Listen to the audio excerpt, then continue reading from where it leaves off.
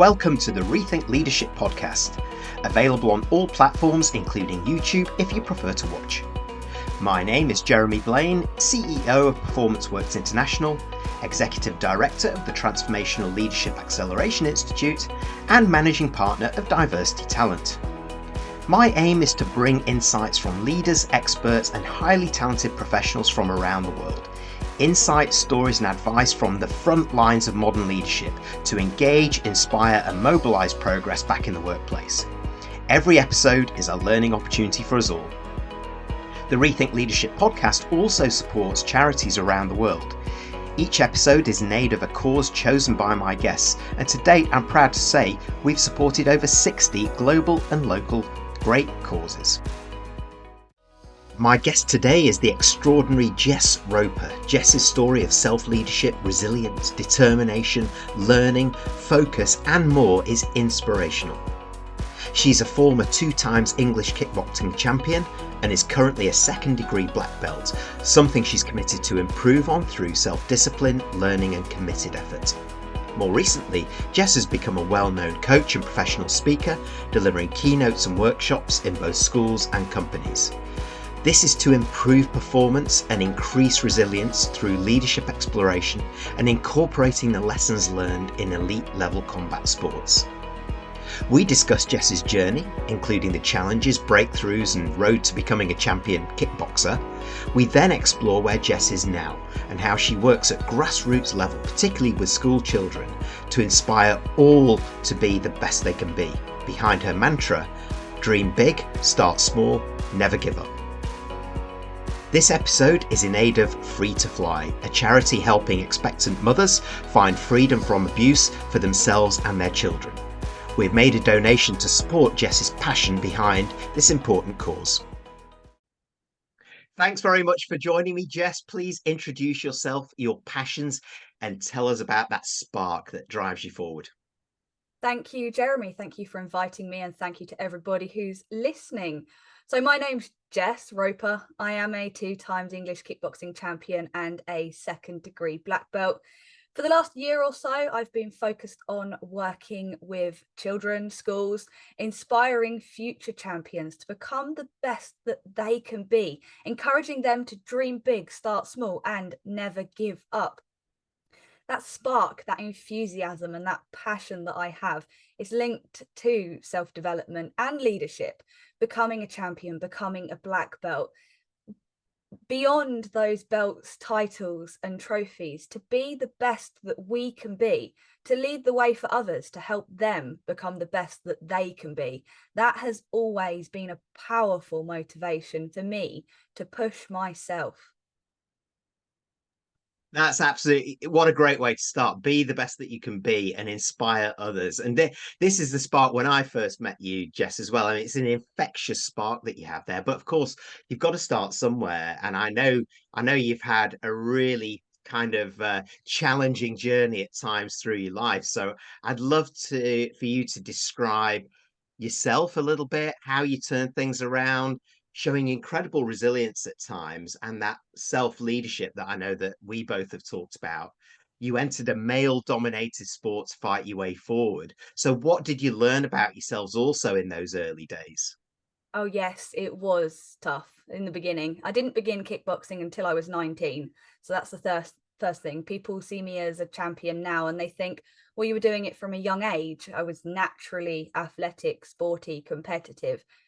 I wasn't sporty at school. I avoided it. I was academic at school. I was an A-star predicted math science student, but I had a tough upbringing.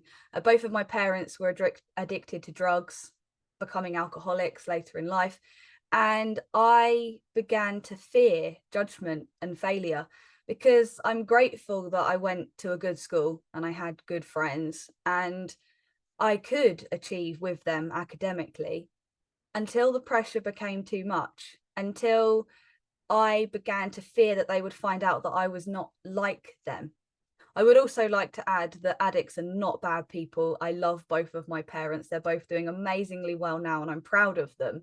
But in my early years, there were tough times. I do have happy memories too, in the woods with my cousins. I had family. My granddad, he's always been one of my greatest role models. He's inspired me throughout my life and encouraged me.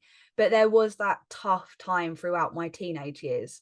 I think that's one of the reasons why that will always have a special place in my heart, to help young people. Obviously, I don't only work with young people. I do go into companies and work with them too. But I want to help those who are struggling become the best that they can be, because I know what that struggle feels like. Then, 19 years old, why did I start kickboxing? Why something so tough? I was the only female in the gym and I couldn't even do one press up. But I enjoyed it. I enjoyed the challenge. I enjoyed the environment, and I wanted to push myself to face my fears, push myself to improve, to do something that I never thought I would be able to do. Why I was interested in it, I'm not sure. I think there was a small part of me that wanted to find the most terrifying thing that I possibly could and push myself to do it. And that was how I began. Useless, incapable, but determined to continue and improve. Useless, incapable, but determined. Wow, that's a great a great way to end that. Obviously, the big question that comes out of all of that is, how many press ups can you do now? I always get asked that in schools. It depends how much I've been dedicated to them. It averages around 20 now. I don't do them as frequently. When I Yeah, went to black belt, I could do 30. I yeah. still struggle with them. They are hard. So the differences between men and women, we are not equal in our physical strength. So this is obviously, you're aware, I don't know if the audience are, but moving in towards the diversity, equity and inclusion, we need to create that environment that supports women, so it isn't doing an equal amount of press ups to the men, because they are stronger. And I've been through that for the 11 years that I've been kickboxing. As hard as I work on my press ups, I'm never as strong as the men. It used to frustrate me, but now I accept it. I'm proud that I can do 20. So going from those early days, Jess, and as you alluded to, you demonstrated this great drive, this grit, uncompromising determination from the stories I've heard you tell as well, to get to the very top. You became, is it a black belt and the English kickboxing champion twice. So tell us a little bit about that journey to the top and what each of those achievements means to you. Thank you. Going back to quickly what you were saying about the academic side of things, I was always academic. And so I think that's where the pressure came from, that being naturally good at something. And I don't even have those qualifications. So it didn't do me very well. With kickboxing, I had to start at the bottom. I had to begin as a white belt. No matter how good you are, when you walk in the gym, you begin as a white belt and you work your way up to black belt. You're welcomed in and everybody is equal on the mat, regardless of your background. Everybody trains together. Obviously, certain gyms are slightly different, but the community based, and that's what I love about it, being part of a team. You're on your own in the ring, but you have your coach in your corner, you have your team around you cheering you on. They've been there throughout all of the sessions. And so it's very like leadership. But there is, in my mind, a difference between the two. So becoming a black belt was the thing that I believed that I could do. I never believed that I would be a fighter or a champion, but I wanted to push myself, as I said earlier. And I'm still not entirely sure what it was that provided that spark, because obviously I coach kickboxing. I work predominantly with women too. The majority of people will never fight. They will never want to fight. They will never step foot in the ring. They do not want to do that. And that is absolutely fine. It's a fantastic way to get fit. But my coach saw something in me. My coaching team encouraged me, and I started to pursue a competitive career. And I lost lots of fights early on. And then I began to win. And then I lost some more.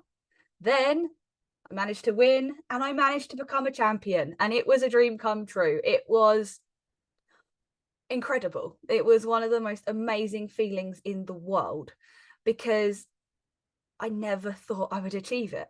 So you can achieve something without belief as long as you keep working towards it.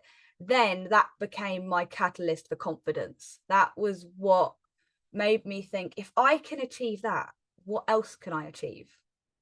Whereas becoming a black belt was, this is the structure, this is the framework.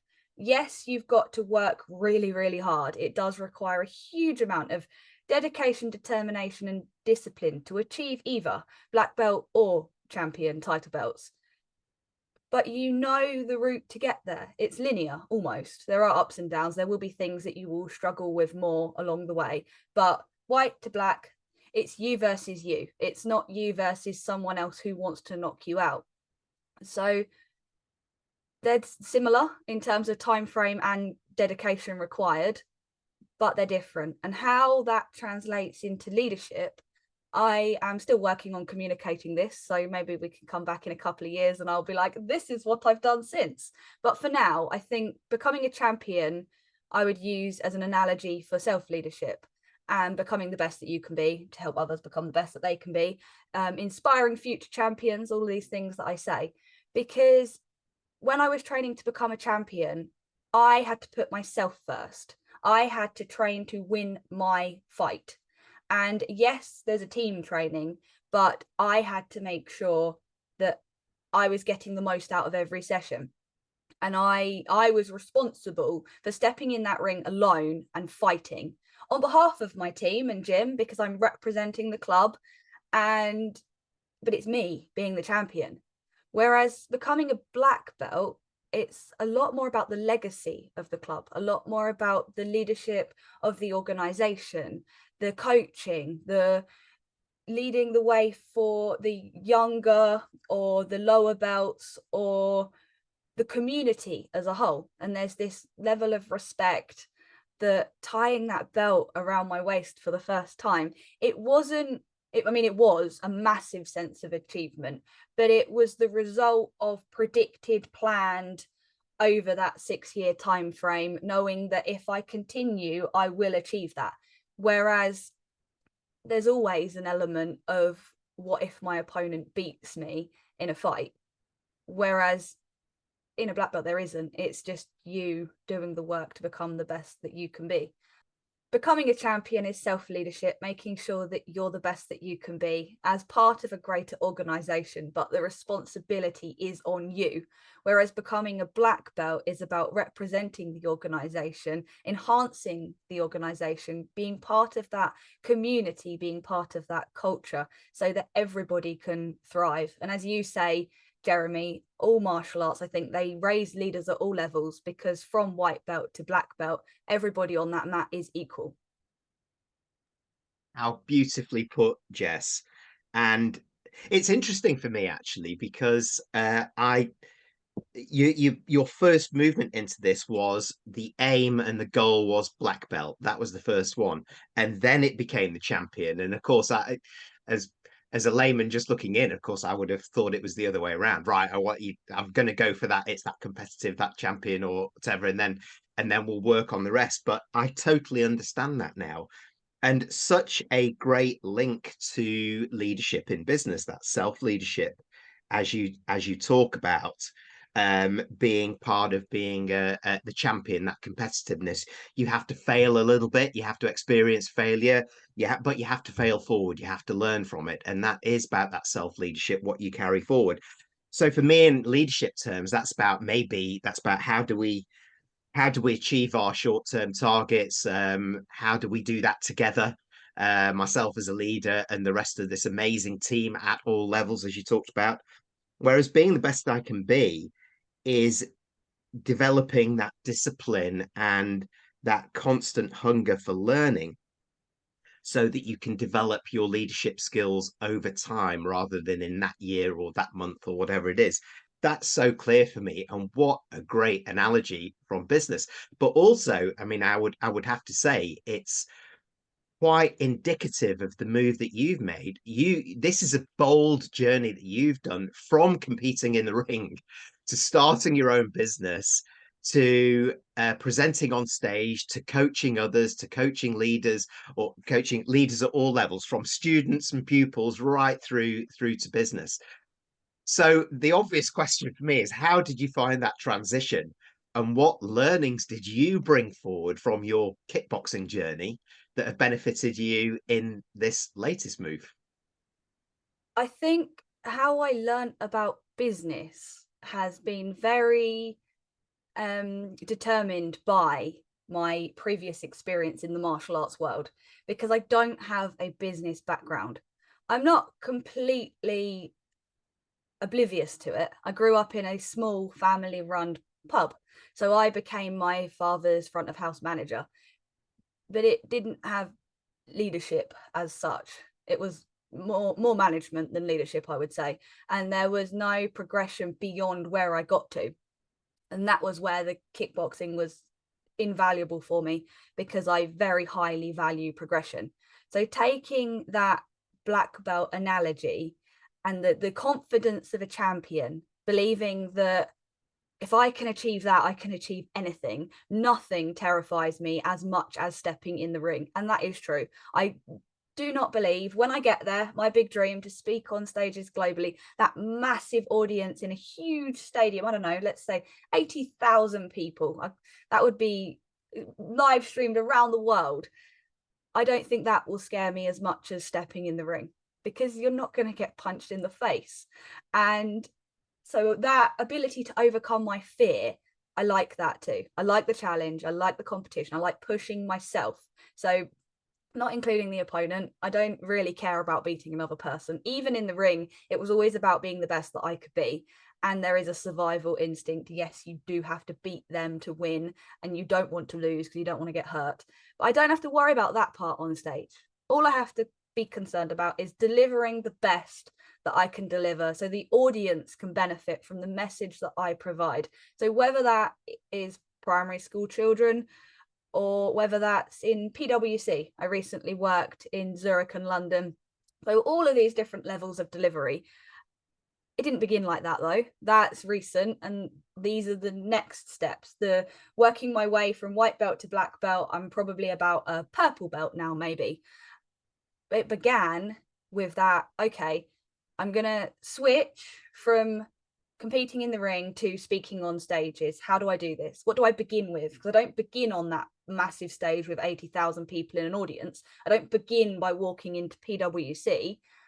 I began by doing Facebook Lives, then podcasts, then Toastmasters, then a local community radio show, then schools, then now I'm at this point of conferences and companies, mainly in the UK, but I'm looking to be out in Southeast Asia next winter. I don't want to be here. I don't like the cold. I went, another story for another time, I went traveling when I was 22 and I absolutely loved it out there. And that was what reignited my spark to get back into kickboxing. Found another club and decided to completely dedicate to it. And I said, within 1 year, I'm coming back out. I still haven't been back out, and I'm 30. So it's been 8 years. I'm not out there, and I will be out there next winter. So it's that progression, the white belt to black belt, and the confidence of the champion that have led me to my own big dream of global stages, and the message that I share in schools all around the country and anywhere that I can. So here now too, dream big, start small, and never give up. There will be those struggles, setbacks, and losses along the way. I wasn't predicting a global pandemic. I went self-employed at the end of 2019. I won both my title belts in 2019. I was on a trajectory to go to the British title fight, go to the world title, the world championships in August 2020. Guess what? That didn't happen. But it gave me that time to focus on my business instead. Wow. So much to unpack, not least that your big aim is 80,000 people and live streaming around the world when you're presenting. That would terrify me, I would have to say. So you're way ahead of it, and you're so right though. You're not going to get punched in the face. So hey ho, go and just do it, right? Yeah. And I don't know where that number came from, but it sounds like a goal now, not a dream. Exactly. You heard it here first, folks.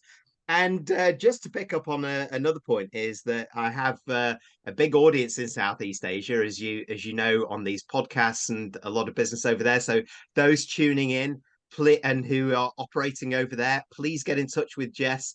Help her realize that dream of getting back to Southeast Asia as soon as possible. Um, Dream big, start small, never give up. What a great adage for anybody in any walk of life, whether it's sport, whether it's business, whether you're a leader, whether you're an individual contributor. I think that's a great mantra that you take forward with you as well. And just coming back to a couple of things that relate to what we talked about before, that facing one thing that struck me is when you started practicing doing this on Facebook, radio, went on to schools. You kind of face that fear of that transition from the ring out into this, and you did it anyway. Something I coined from, I'm sure that's a book by a lady called Susan Jeffers, but it really links to your journey there, and that survival instinct that you have, that great resilience that you're showing, the journey that you did that will never be as hard as what you did in that ring to either black belt or to be a champion, um to get where you're going. And that really does link to that fail early, fail often, fail forward adage that I talk about. Experiment, try things out and do it, and you're on your way. So what I'm guessing from that, Jess, is that you have a very clear goal, therefore, of what you want to achieve as we look ahead. So maybe this is a little bit unfair, but I'd like to fast forward 2 years. What will you have achieved then? Because I'm sure you know, and how will you have evolved as Jess the entrepreneur? And how will you have impacted the communities and individuals that you will have worked with? This is an amazing question, and I love thinking about the future. Obviously, we need to take action now, reflect on the past, but the future, the possibilities, the things that we can achieve, those big dreams. But before I even thought about big dreams, because it's only really in the last year that I've been working in schools that I really focus on that dream big aspect. In 2020, at the beginning of the year, I didn't know what I was doing with my business. I didn't know where I wanted to go. All I knew, because somebody very intelligent, and unfortunately I can't remember his name, it was at a random local networking meeting. One day he'll hear me on a podcast, so if that's you, it was in Hastings, and he said to me, what do you really want? What's your desire? Like, linking to big dreams. But I said, I want to travel. I want to get back out to Thailand. And I was thinking about opening a gym locally, committing to more classes, going into a kind of hospitality based focus. So I was providing healthy prepared meals in the gym locally. That was my original business plan. I don't do that anymore, and I'm glad I don't, but we all learn. And I decided in 2020, okay, I need a 5-year goal, something that I can work towards. I have no idea how I'm going to do it now, but it will give me something to aim towards, that North Star. And I said, March the 23rd, 2025, I'm going to run a retreat in Thailand, health and well-being focus, bringing people together from all around the world to have an amazing time together. Didn't know how, didn't have a global network then, didn't speak on stages. My first speaking on stage was International Women's Day 2020, a local event. Again, it was all very small scale then, local business networking, local events. But I am an integral part of the local community, so it made sense.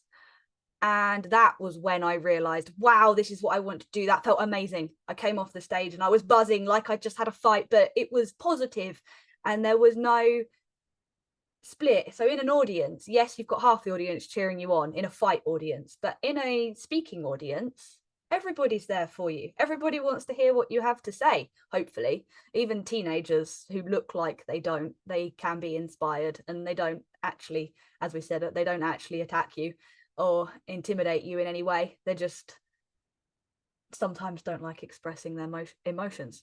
So In 2 years' time, we will be sat here. We will be celebrating the success of the retreat that happened on March the 23rd. I'll probably be home because I don't think I'll be living in Southeast Asia.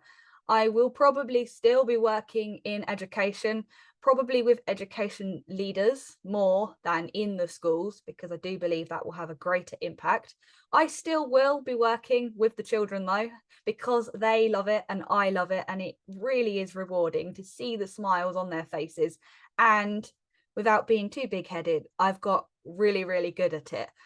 So being in over 75 schools in a year, the experience from having never worked with children before to having done it so much, the delivery that I offer to primary schools is the best delivery that I have at them, because it's the one I got most experience in. But I'll also be working in companies. So I work on behalf of High Realities. So I think they're based in Switzerland, but they go around Europe. They might branch to Asia. I'm not sure. They might branch to the States. It's in early days, but they're the company that I work with that have connected me with PwC over here. Hence, we might get to PwC in Asia. So if anybody has any connections, that would be great. And they're all champions too. So there's a former world champion, a former European champion in Muay Thai, and we bring resilience and leadership training and crisis management, so leadership exploration, to companies. And it's that team element. Several people have said to me, couldn't I do it myself? Couldn't I offer my own training as Jess Roper, as Fighting Fit? Yes, I could, but I like being part of that team. We work together to progress. We work together to provide the best experience for organizations, for companies, for these high-level leaders. And again, it's an almost pinch myself moment, like winning that title belt, in terms of how did I get here? How did I get from just Jess working in the country pub in like under her dad, and that's it for leadership, to one of the biggest organizations in the world and the leaders within those organizations? And it's through networking. It's through offering something of value, through the experience that we deliver and what they get from it. And that is both humbling to me right now, but back to the question, in 2 years' time, who knows who I'll be working with? Because if I've already begun, the possibilities are endless. So the business black belt being that retreat, but the black belt is one grading of your whole accumulation of training, thousands of hours. So I'm not planning to branch into retreats, and that's not going to be my main business. My main business will still be leadership. It will still be around education. It will still be around working with companies and organizations, raising those leaders at all levels. But there will be that celebration on March the 23rd, 2025 in Thailand. It's astonishing, this, and what a great lesson. Also, your passion for this is infectious, Jess. And many leaders and many people I work with in business could do better than listening to this podcast, but also just taking your advice and asking themselves that question: what do you really want? What if you could take out and bottle the 3 to 5 big lessons that you could pass on to others who recognize this journey, whether it's sport or whether it's business, and would like to learn from you, what would they be? I was just listening to your summary, and I am aware there is a lot in there. Luckily, I'm very passionate. I'm very dedicated and determined and disciplined, and I will continue to engage my childlike enthusiasm to achieve my own big dreams. So going to the 3 to 5 things, I'd like to begin by emphasizing that black belt is the beginning. In martial arts, everybody thinks I'm going to become a black belt. That's the end goal. That's the outcome. But it means the beginning of mastering the basics, the beginning of the journey towards mastery. So hence the business black belt being March the 23rd, 2025. It's a specific date because that's the date I flew home in 2015. So that's 10 years since I left, just to add that in there. But so whatever you're working towards, whatever your business black belt is, You don't want to end it there. You don't want to achieve, we don't want to retire. We finish education. We retire when we're however old, depending on how successful we are. We finish. That's not a philosophy that I take into life. Or anything. I would say create something that you don't ever want to retire from. Find your own journey of mastery that your role will change. So as I age and I've stopped competing and I will age, and I often say, when people say, why do I not continue? I want to be coaching when I'm 70, not fighting until I'm 40. I want to keep myself as healthy as possible. And I haven't mentioned health throughout this whole podcast. So one of the key things that anyone needs to do is master their health. Your health is your wealth, and your network is your net worth. So connect with people. And then the 3 things that I've shared in over 75 primary schools, so over 15,000 students, and on this podcast today and numerous other events: dream big, start small, never give up. That's my final 3. So I'd like everybody to think about what they love doing, why they love doing it, their passion, their mission, the greater impact that it can have beyond the money, the title belts, the success, the accolades, but the real meaning behind it, the purpose, and what your big dream is, what you would like to achieve, what becoming a champion means to you. And engage that imagination, that childlike enthusiasm, because working with children, I've realized they aren't afraid to share without inhibitions. Like, they go bigger. I want to be an archaeologist when they don't even know how to find a fossil, but they believe that one day they will discover dinosaurs. Or they want to be a Premiership footballer. They don't listen to the statistics and realize that actually the chances of achieving that is almost impossible. They believe that they'll do it, and they have fun doing the training. So dream big, go bigger, beyond what you originally thought was possible. Start small. So they love doing the training. So Premiership footballer, begin playing football, like in the park with your friends, if that's what you choose to do. My first goal was to be able to do 1 press up. When I began in the gym and my coach said to me, so the only female surrounded by men doing them all on their toes, I went to do them on my knees because I'm a girl. Actually, women can do press ups on their toes. They just have to dedicate to the strength training required. So every night I would lower myself down slowly and I would push as hard as I could until finally I could do 1 press up, and then 1 became 2, 3, 4, many more. And 11 years, I still practice them now. But that was my version of start small towards becoming a kickboxing champion. But those consistent, repeated actions that become your habits, that form your behavior, that becomes your identity, will allow you to become the champion at what you choose and take you towards that big dream. And finally, possibly most importantly, never give up. There will be struggles, setbacks, and losses along the way. I like your one, Jeremy. Can I remember it? Fail fast, fail something, fail forwards. Fail first, fail fast, fail forwards. 3 fails. You will fail at times. So learn. There are lessons in the losses. So have that team around you. Don't be afraid to ask for help. Seek support. I see people ahead of me. I see Jeremy and I say, how did you do it? How can you help me get there? And most people welcome that. I love helping people. Why do I want to work with primary school children? Because I want to help them, and other people want to help me. And that goes back to that black belt where we pass down the knowledge. So have someone who inspires you, have someone who's further ahead, and work out what they're doing. And when you're struggling, don't be afraid to seek support. I guess, as I have 5, always be kind. That doesn't really fit in anywhere else other than throughout all of it. Be kind, caring, compassionate, because it is competitive. You do have to work hard. Male-dominated environments, sport, business, in the ring, on stage, become the best that you can be, but embrace everybody on the journey. Well, you've bottled our aspirational journeys beautifully in that, haven't you? Really, it's absolutely fabulous the way that you can articulate this. It's that dream big, start small, never give up, be the best that you can be. That's that black belt adage that you were talking about. But along the way, the self-leadership to achieve your goals that will help you get there, those mini goals that will help you get to that ultimate aim.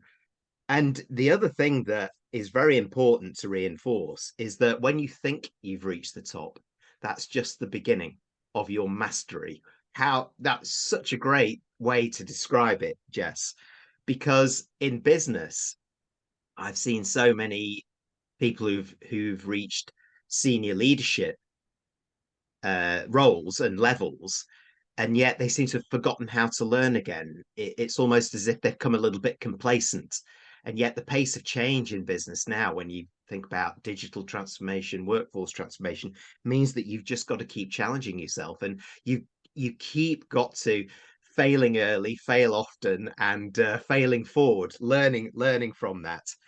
The word love you used as well, figuring out what you love, is not used enough in business, and that's really good to do that, because if you can articulate that and you can understand how that journey drives you forward, then you can create the right habits, as you were talking about as well, to get there. So such a fascinating listen, Jess, and I could listen to you, and I'm sure many of those tuning in for far more, and many of them I'm absolutely sure will also want to get in touch with you, find out more about your services, keep the conversation going, and share some stories. So how did they do that with you? How did they get in touch? Mainly through LinkedIn is my focus at the moment. So I'm Jess Roper on there. If you search me up, I am Jess Roper on Instagram. Don't use Instagram as much. I'm on Facebook, and I will have a website. So I need to create my Jess Roper website. So if you Google me, the name Jess Roper, you can find me. Right. Well, Jess, also carry on. Sorry, I almost forgot. But if you do connect with me from listening to this podcast, please do let me know. Please do let me know that. And if you're thinking about connecting with me now and you might forget, please do it, because I would love to know if you listen to this, when you listen to this. And I would love for you to just send me a little message and say hi. Let me know what you thought. Right. Well, don't you worry. When we get this out there, Jess, we'll be looking for those comments on LinkedIn, on Facebook as well, and getting people in touch with you. So thank you so much for sharing your journey and joining me. It's been absolutely fascinating. Thank you, Jess. Thank you. Thanks for tuning in to the Rethink Leadership podcast with me, Jeremy Blain. Please like, comment, and support us on your favourite platform, and subscribe to our YouTube channel, where you can watch as well as listen to each episode.